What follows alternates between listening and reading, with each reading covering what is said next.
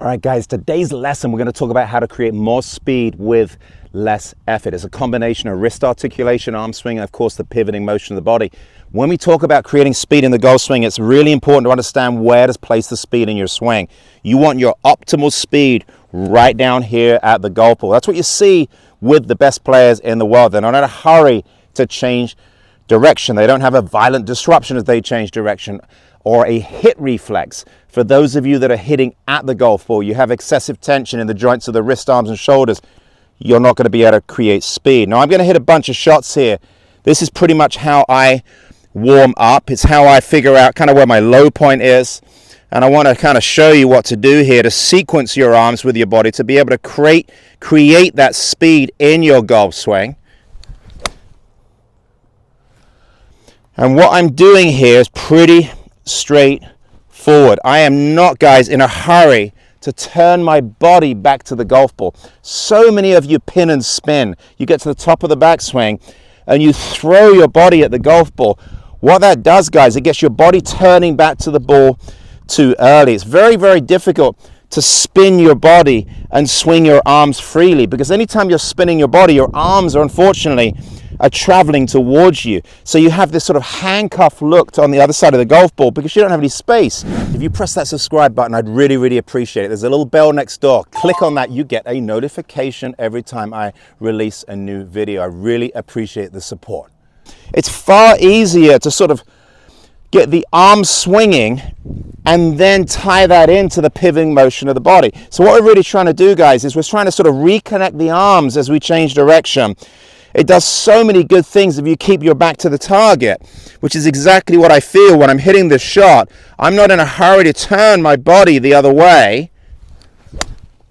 And when I turn my body the other way, my arms aren't miles behind my body. That requires the body to have to stall in order for the arms to catch up. I hope that makes sense. A lot of you early release, right? You're releasing the golf club back behind you. I think people release early because their lead arm gets pinned too high across their body. So what they do is they turn back to the golf ball. They get their knees and hips facing the golf ball too soon, and their hands are still very, very high. And that obviously requires a heck of a lot of work to get the club down to the golf ball. So what we're actually essentially doing is we're trying very, very hard for the arms to catch up to the body. That's where most people are.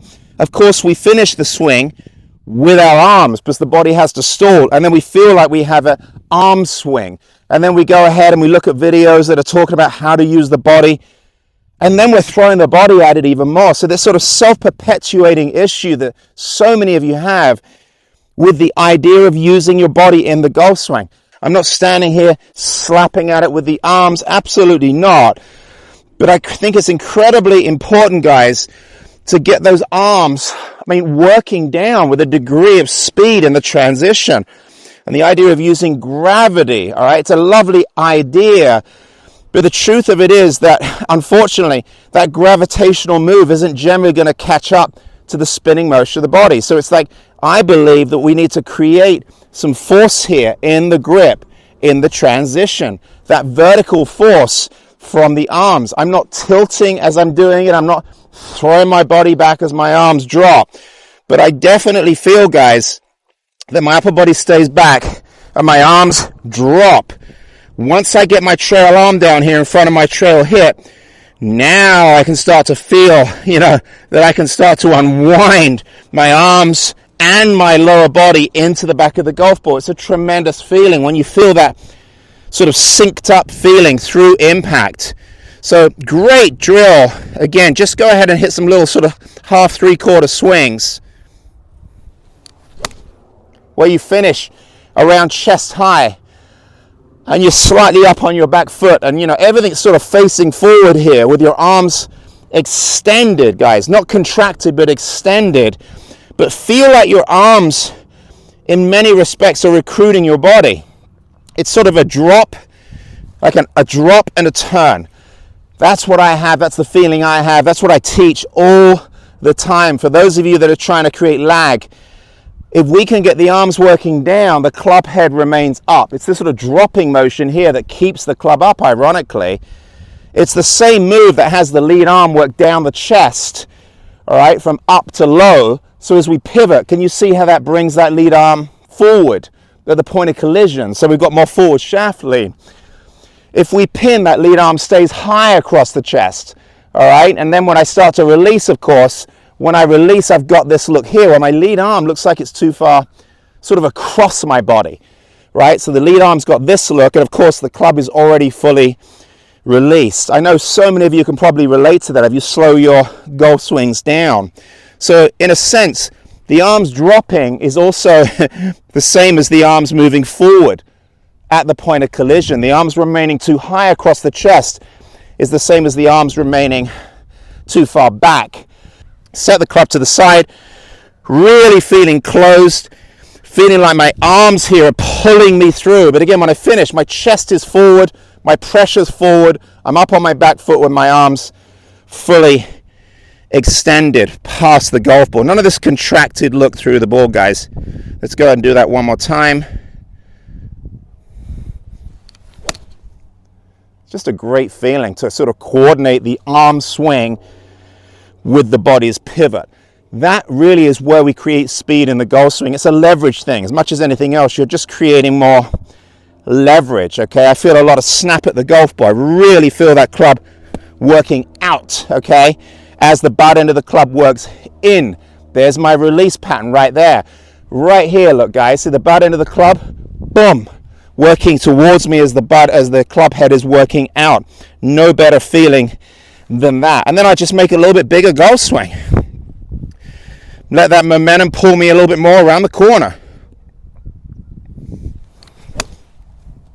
A little bit bigger, a little bit more rotation.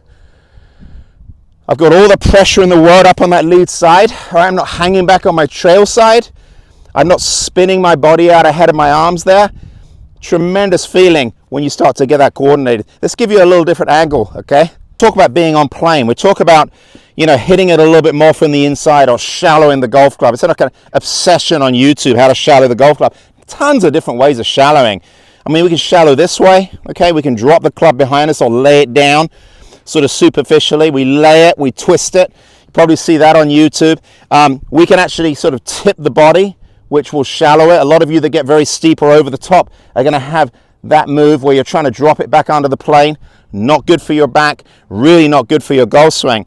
I think the easiest way to shallow it, I'll be honest with you, is to make sure you got a decent enough turn to get your hands kind of above your heels. You probably heard people talk about creating depth in the backswing. Getting your hands sort of above this trail shoulder and a little bit out to the side of you, not sort of flying around above your head. It puts your arms in a position where they can drop down in front of you more freely and uninhibited. It's really about keeping the swing a little bit more simple. So from face on, you know, trail hip's going to work around the corner. We've got sort of that look. See, I've leveraged the golf club. Down the line, of course, we don't need a huge turn. But for me personally, with my golf swing, sometimes I get a little too short in my golf swing. Very aware of that. So for me, you know, that's a pretty good position. You can see if you can draw a line straight down from my hands. They're above my heels. But look what happens, guys, when I spin. As I say, if I get a little spinny back to the golf ball here, this look, right? That's where I start to get into a little bit too much trouble. And then what happens is I start to early extend, right? I start to drive my body forward too early, and then my upper body, of course, goes back, right? So anytime for me, you know, I'm in a little bit of a hurry to get my body back to the golf ball, I wind up sort of in this position where I get a little bit jammed, and I really don't have any room for my arms, and that's a huge problem. So what we want to do here is, again, when we change direction, try and create a swoosh down here past the golf ball. Don't be in a hurry to hit at it from the top of the backswing. Keep your back to the target as you change direction. Allow those arms to drop, and you see how my upper body's remaining back. Once we get into this position, guys, we're a little bit more down here at waist high.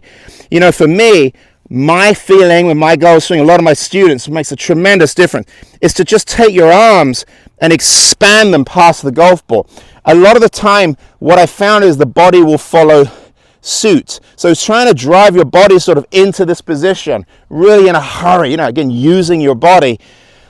I find that can be problematic, again, because we tend to sort of drag the handle. We tend to sort of leave the club behind, and that's a big problem. So what I like to do is, once I get into this position with my back to the target, I just like to focus a little bit more on taking both arms and sort of expanding my arms, past the golf ball here, because I know that if I expand my lead arm as a righty, that's my left arm, I know I can't get my trail hand guys on the golf club without pivoting towards the golf club. I hope that makes sense. So rather than sort of driving my body into that space, I just go ahead and extend my arms past the ball, and then my pressure moves in that direction. It just naturally moves in that direction. So a little different angle here with my golf swing.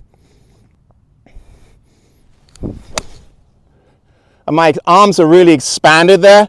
Literally, way out here. No better feeling than doing that, because it moves your low point, a lot further down the runway. This airplane of ours, the Clubhead, needs to land further forward for the vast majority of you. Unfortunately, you're getting into the ball back here, as I say, spinning and releasing early. So don't be afraid to take both arms and accelerate them past the golf ball, feeling that pressure moving very naturally into the lead side. So much work on YouTube videos talking about getting left, turning onto the left.